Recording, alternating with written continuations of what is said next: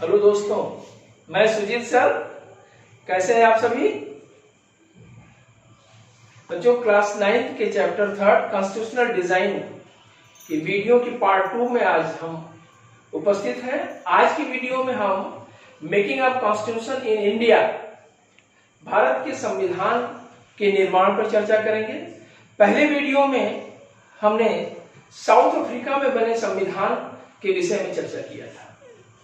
यहां पर ये देखेंगे बच्चों कि why do we need a constitution, किसी देश को संविधान की जरूरत क्यों पड़ती है। सबसे बड़ी चीज है बच्चों कि संविधान के लिए विभिन्न तरह के लोगों के बीच में सामंजस्य स्थापित करना, रिश्तों को अच्छा बनाना, कानून इस प्रकार बनाना कि जो नागरिकों के अधिकारों के साथ, नागरिकों के कर्तव्यों के साथ सरकार की सीमा को, उसके कार्य को संवैधानिक तरीके से करे, जिससे न केवल देश बल्कि देश में रहने वाले नागरिक दोनों के साथ आपसी सामंजस्य मजबूत हो। ये बातें होती हैं। अगला, विश्वास। किसी भी लोकतंत्र में सरकार के साथ कैसा विश्वास हो, उसके साथ रहन सहन, उसके साथ नियम कानून जो संविधान में बनाए जाते हैं, देश के हित में बनाए जाते हैं, देश के नागरिकों के हित में बनाए जाते हैं। समरसता होनी चाहिए। कई धर्म के लोग, कई जाति के लोग, कई संप्रदाय के लोग रहते हैं। आपस में इन रिश्तों को इस प्रकार पिरो करके रखना चाहिए कि जैसे किसी को किसी भी प्रकार से, चाहे समानता के आधार पर, स्वतंत्रता के आधार पर, देश में एक स्थान से दूसरे स्थान पर भ्रमण करने के आधार पर, व्यापार व्यवसाय के चयन के आधार पर किसी भी प्रकार के कोई गतिरोध, कोई विवाद न उत्पन्न हो, ये होती है। भारतीय संविधान के निर्माण की जहां तक बात है बच्चों, भारत विविधताओं का देश है। भारतीय देश पर जिस प्रकार साउथ अफ्रीका पर ब्रिटिश गवर्नमेंट का शासन था, एक लंबे समय तक ब्रिटिश गवर्नमेंट का शासन भारत पर भी रहा है। और ऐसे दौर में जब ब्रिटिश गवर्नमेंट का शासन था, आपको पता है कि 1947 में 15 अगस्त को जब देश आजाद हुआ तो पाकिस्तान और हिंदुस्तान नाम के दो राष्ट्र बने। लेकिन पाकिस्तान का जन्म जो धर्म के आधार पर हुआ था, उस दौर में हमारे देश में कई धर्म के, कई पंथ के, कई जाति के, कई वर्ग के लोग रहते थे। सभी के साथ सामंजस्य बैठाना, एक ऐसा संविधान बनाना जो न केवल लोकतंत्र को मजबूत करता हो, सरकार को मजबूत करता हो, उसकी प्रभुसत्ता, उसकी विदेश नीति को मजबूत करता हो, बल्कि नागरिकों की सुरक्षा के साथ साथ नागरिकों में इस बात का विश्वास पैदा करना कि हम स्वतंत्र देश के नागरिक हैं, हमें हर प्रकार का कार्य स्वतंत्र ढंग से करने के, चयन करने की और उसे चुनने की आजादी मिलती है। इन सब बातों को ध्यान रख करके संविधान बना। ऐसी सारी बातें हमारे संविधान में झलकती हैं। तो आइए देखते हैं बच्चों कि making of the Indian constitution. हालांकि the path of constitution during the freedom struggle, भारतीय संविधान की बात आजादी से ही आती है, स्वतंत्रता के संघर्ष के साथ ही आती है। इन 1922 Motilal Nehru and 8 others Congress leaders draft a constitution of India, जिसे नेहरू रिपोर्ट कहते हैं। ब्रिटिश सरकार के समय 1928 में मोतीलाल नेहरू ने अपने 8 मेंबर्स के साथ एक बड़ा भारत के संविधान किस प्रकार होंगे, इसमें नियम कानून कैसे होंगे, हालांकि डोमिनियन स्टेटस की बात उन्होंने उसमें किया था, अपने बेसिक स्वराज की। और इसी बात को इंडियन नेशनल कांग्रेस ने 1931 में कराची रेजोल्यूशन में इसको अडॉप्ट किया। Independent India constitution should look like, कैसा होना चाहिए। उस समय 1928 में, 1931 में जो रूपरेखा बताई गई, उसमें बताया गया कि संविधान में यूनिवर्सल एडल्ट फ्रेंचाइज की बात होगी, सार्वभौमिक वयस्क मताधिकार, right to freedom and equality, स्वतंत्रता और समानता का अधिकार सभी को मिलना चाहिए। प्रोटेक्टिंग राइट ऑफ माइनॉरिटीज, जो अल्पसंख्यक लोग देश में रहते हैं, बौद्ध धर्म से संबंधित, जैन धर्म से, मुस्लिम कौम से, इनकी प्रोटेक्शन की बात होगी। ऐसा ना हो कि मेजॉरिटी माइनॉरिटी को सप्रेस कर सके, दबा कर रख सके, ऐसा ना हो, क्योंकि बहुत सारी चीजें देखी गई है कि किस प्रकार एक विदेशी सरकार हमारे देश पर शासन करते हुए हमारा आर्थिक, सामाजिक, नैतिक, सांस्कृतिक हर प्रकार का शोषण कर रही थी। तो इतनी बातें, इसके बाद भारतीय संविधान की जो यात्रा चलती है उसको बनाने को लेकर के, उसी में एक है गवर्नमेंट ऑफ इंडिया एक्ट 1935, जो ब्रिटिश गवर्नमेंट ने पास किया था। भारतीय संविधान में बच्चों, आज जो भारत का संविधान है उसमें गवर्नमेंट ऑफ इंडिया एक्ट का प्रतिबिंब दिखता है। अधिकांश भारतीय संविधान को उसी समय स्वीकार कर लिया गया जिसमें government of India act 1935 British सरकार के द्वारा जो बनाई गई थी वो परिलक्षित होती है। Parliamentary democracy in Britain and the bill of rights in the USA, जो पार्लियामेंट्री फॉर्म है हमारे यहाँ भारतीय संविधान की, वो ब्रिटेन से ली गई है। हमारी bill of rights, fundamental rights जो ली गई है वो भी जो है कहीं न कहीं से ली गई है, अर्थात संयुक्त राज्य अमेरिका से ली गई है। सोशलिस्ट रिवॉल्यूशन इन रशिया, रूस में, अभी आप लोगों ने देखा होगा हिस्ट्री के चैप्टर में कि रूस की क्रांति जो समाजवादी विचारधारा की है, कम्युनिस्टों की सरकार के द्वारा स्थापित की गई थी, उस समाजवादी विचार का भी हमारे संविधान में झलक दिखता है, जो मौलिक कर्तव्यों के रूप में देखने को मिलता है। यहां तक बातें समझ में आती है कि कहीं न कहीं बहुत कुछ भारतीय संविधान के निर्माण में एक लंबी यात्रा है।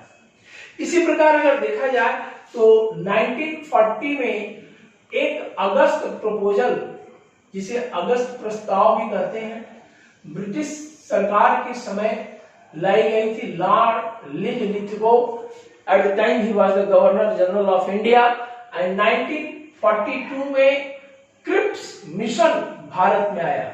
भारतीय संविधान की रूपरेखा पर इन लोगों ने भी बहुत सारी बातें की, लेकिन ये क्लियर नहीं हो पाया कि क्रिप्स मिशन या अगस्त प्रस्ताव, भारत का संविधान भारतीयों के द्वारा बनेगा या अंग्रेजों के द्वारा।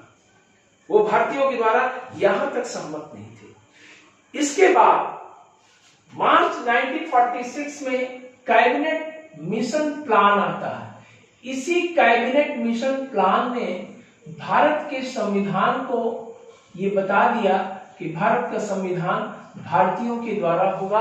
भारत के ब्रिटिश प्रांत, आदेशी रियासतें मिलकर के भारतीय संविधान का निर्माण करेंगी। ये कैबिनेट मिशन, जिसके 3 मेंबर्स थे, इसी कैबिनेट मिशन के बाद भारत में संवैधानिक सभा का गठन होता है। भारत की संवैधानिक सभा का गठन होता है और इस संवैधानिक सभा के गठन के साथ जो जुलाई 1946 में इसकी पहली मीटिंग की जाती है।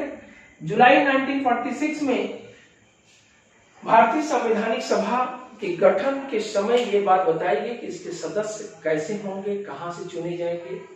इस समय तक बच्चों ब्रिटेन में भी लेबर पार्टी की सरकार बन गई है। लॉर्ड एटली जो ब्रिटेन का प्राइम मिनिस्टर है, भारत के संवैधानिक सभा भारतीयों के द्वारा बने इस बात को एक्सेप्ट कर लिया है और भारतीय संविधान के निर्माण की रूपरेखा को बनाने में लेबर पार्टी की भी बड़ी मदद मिली है। एक तरह से देखा जाए तो उसकी स्वीकारोक्ति के बाद यहाँ पर भारतीय संविधान भारतीयों के द्वारा बनेगा, इस पर बात आगे चलती है।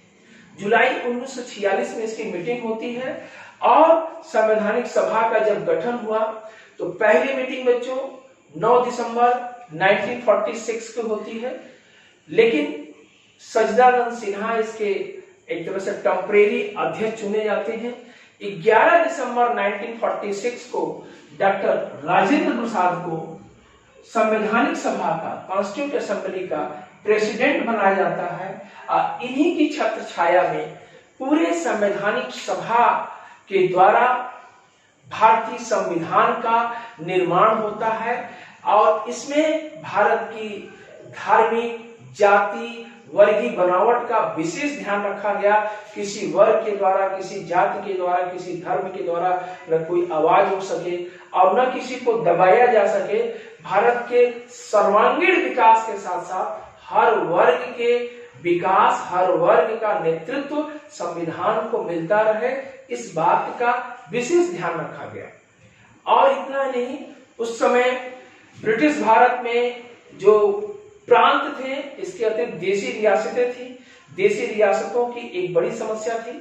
भारतीय संवैधानिक सभा का जब चयन किया गया था, उस समय पाकिस्तान का बंटवारा नहीं हुआ था बच्चों। उस समय 389 मेंबर्स कॉन्स्टिट्यूंट असेंबली के चुने गए थे, जो भारतीय संविधान के निर्माण की बात करते हैं। इसमें अभी पाकिस्तान के बंटवारा की बात नहीं है।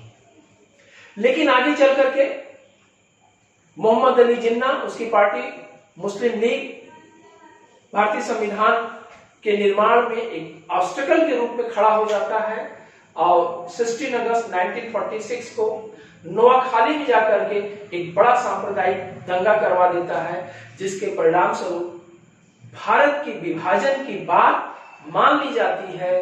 भारत पाकिस्तान नाम के दो स्वतंत्र देश होंगे, इसकी बात मान ली जाती है। इस प्रकार जो मुस्लिम बाहुल्य क्षेत्र पंजाब और बंगाल से इस 389 में संवैधानिक सभा के जो मेंबर्स थे, उनकी संख्या घट जाती है, जो पाकिस्तान के निर्माण के क्षेत्र में चला जाता है। तो नंबर ऑफ मेंबर्स जो असेंबली के कॉन्स्टिट्यूंट असेंबली की 299 है। मतलब भारतीय संविधान के निर्माण में एक्चुअल मेंबर्स की संख्या 299 है। ये लंबी यात्रा के बाद भारतीय संविधान बनने के पथ पर अग्रसर होता है। भारतीय संविधान को लिखने का, ड्राफ्टिंग करने का राइट्स डॉक्टर भीमराव अंबेडकर को दिया जाता है।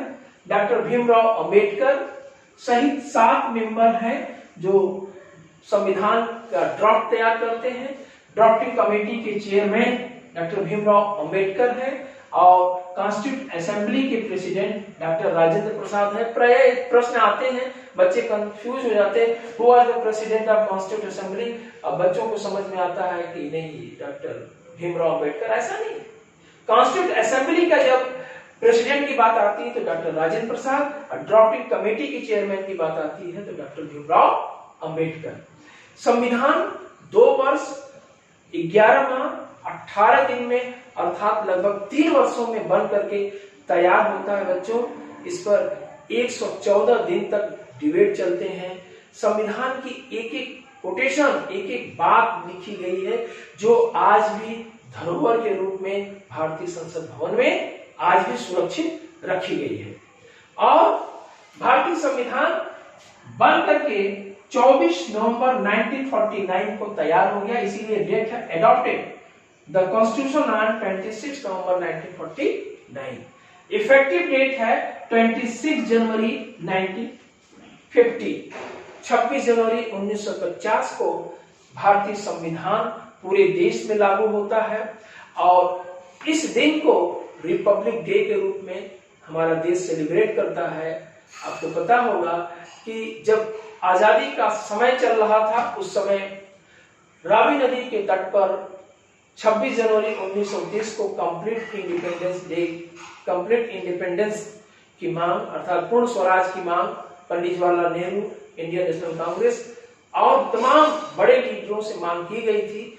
उसी डेट को ध्यान में रखते हुए 26 जनवरी 1950 को पहला रिपब्लिक डे मनाया जाता है, जो आज भी, इसीलिए 26 जनवरी को ही रिपब्लिक डे आज भी मनाया जाता है।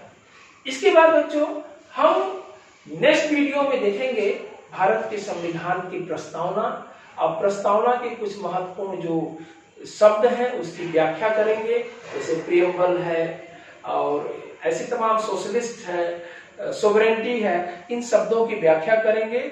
इसके साथ साथ भारतीय संविधान की विशेषताओं को फोकस करेंगे। भारतीय संविधान के निर्माण में बहुत महत्वपूर्ण हस्तियां भी साथ दी हैं, सहयोग दी हैं, कुर्बानी दी है, जिसमें सरदार वल्लभ भाई पटेल, डॉक्टर राजेंद्र प्रसाद, भीमराव अंबेडकर, के क्या नाम, श्रीनिवास अयंगर साहब, ऐसे तमाम सदस्य हैं। कुछ महत्वपूर्ण चर्चित हस्तियों की भी चर्चा हम नेक्स्ट वीडियो में करेंगे बच्चों। Thank you for watching video, once again thanks.